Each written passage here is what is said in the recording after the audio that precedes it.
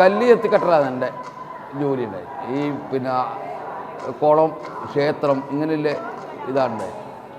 ഇപ്പോൾ അത് ഈ കൊത്തിയെടുക്കുന്ന കല്ല് പുല്ലല്ല, മിഷകല്ലല്ല വരുന്നത്. പിന്നെ ഈ മിഷകല്ല് വരുന്ന സമയത്ത് ഹിന്ദിക്കാർ അത് കൈയടക്കി അതിൻ്റെ. അപ്പോൾ ഇപ്പോൾ പണിയൊന്നുമില്ല.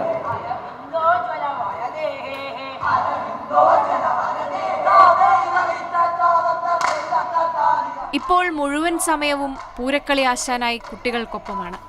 ഒഴുക്കുന്ന വിയർപ്പിനൊത്ത വരുമാനമുണ്ടോ എന്ന് ചിന്തിക്കാറില്ല. അത് നല്ല സംതൃപ്തിയല്ലേ. എല്ലാ ദിവസവും ഈ പൊന്നുമക്കളെ കെട്ടിപ്പിടിച്ചല്ലേ കിടക്കുന്നത് രാത്രി.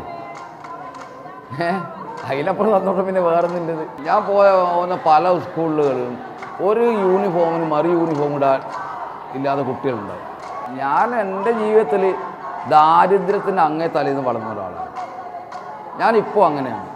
അപ്പോൾ ആ മക്കൾ ഞാൻ അങ്ങനെ കാണും. Next ball number 538.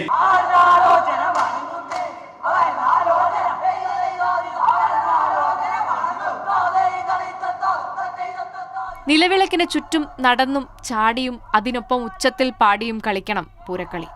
മാസങ്ങളോളം നീളുന്ന പരിശീലനം കൊണ്ട് മാത്രം കൈവരിക്കാവുന്ന മെയ്വഴക്കം. 28ാമത്തെ വർഷമാണ് വടകര, കോഴിക്കോട് ജില്ല വടകര മേമുണ്ട. 28 കൊല്ലവും ഞാൻ ആടെയാണ് പഠിപ്പിക്കുന്നത്. ഈ 27 കൊല്ലവും ഏകദേശം കിട്ടിയിട്ടുണ്ട്. കലോത്സവത്തിലെ പൂരക്കളി ചരിത്രത്തിനൊപ്പമുണ്ട് നാരായണൻ ആശാനും. ആ കഥയോരോന്നും ഓർത്തോർത്ത് പറയും. 5 കൊല്ലം മത്സരത്തിൽ ഇത് ഉൾപ്പെടുത്തിയില്ല. EK നായനാർ മുഖ്യമന്ത്രിയായിരുന്ന സമയത്ത് കാസർഗോഡ് ഒരു കലോത്സവം ഉണ്ടായി. എൻ്റെ ഒരു സങ്കടം ബോധിപ്പിച്ചു.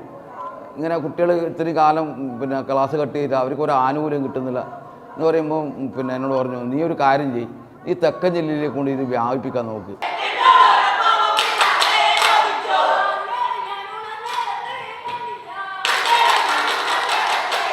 ഈ വേദികളിൽ നമ്മൾ കാണുന്ന കലാപ്രകടനങ്ങളും ആഘോഷങ്ങളും മാത്രമല്ല, നാരായണൻ ആശാനെ പോലെ നിരവധി പേരുടെ ജീവിതം കൂടിയുണ്ട് പിന്നണിയിൽ. ആ കഥകൾ തേടിയുള്ള യാത്ര തുടരുകയാണ്. ബിജു VS-നൊപ്പം സൗമ്യ കൃഷ്ണ, മാതൃഭൂമി ന്യൂസ്.